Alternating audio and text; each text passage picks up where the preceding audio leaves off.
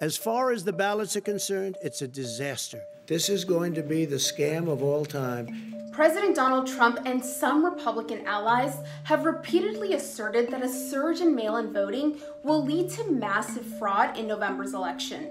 But those claims are unfounded. In fact, experts say voter fraud is extremely rare in the United States. Here is why. Voting by mail has a long history of reliability in the U.S. It's the primary method of voting in Colorado, Oregon, Utah, Washington, and Hawaii. In 2016, nearly 1 in 4 voters cast a mail-in or absentee ballot. Democrats have encouraged voting by mail as a way to cast ballots safely during lockdown. A big change in this election is a lot more states have opened up the process of absentee voting, voting by mail. This has not been without controversy. President Trump has been criticizing mail voting as prone to fraud for months now. But it's important to note there's no evidence of that. I looked into this earlier this year, and there's been a handful of voting fraud cases involving mail balloting, but it's no different than voting in person. We're talking a handful of cases out of like billions of votes cast.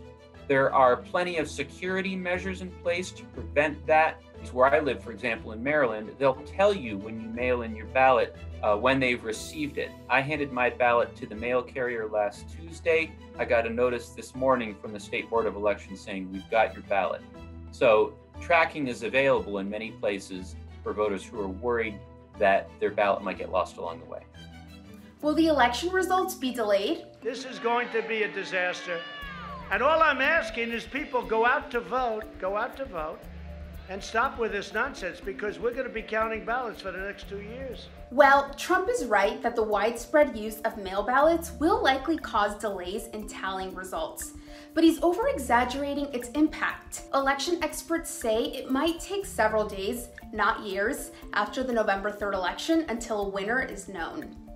Most states allow those ballots to be counted ahead of time. When they arrive in the elections office, officials can open them up, tally them, obviously not report the results until polls close on election day, but at least have those votes lined up and ready to go.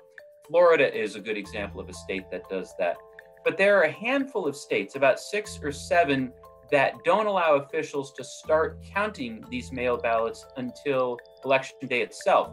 And of course, that means it'll take several days to actually go through the process of counting. So could the legitimacy of the U.S. general election be at stake? President Trump, who trails Biden in national opinion polls, has repeatedly cast doubt on the integrity of the election. I hope it's going to be a fair election. If it's a fair election, I am 100% on board. But if I see tens of thousands of ballots being manipulated, I can't go along with that. The president had also said he expected the election battle to end up before the Supreme Court. Polls right now show Biden leading Trump by a wide margin. And in some states that have a lot of experience with counting mail ballots, Florida and Arizona, for example, they tend to report those results early. If Biden is winning by a large margin in that state, you could see a strong count for Biden early in the evening, and that would be a very bad sign for Trump. If he's losing in a place like Florida and Arizona, it'll be very hard for him to win the presidency. So some of the people I've talked to said this scenario might not actually happen.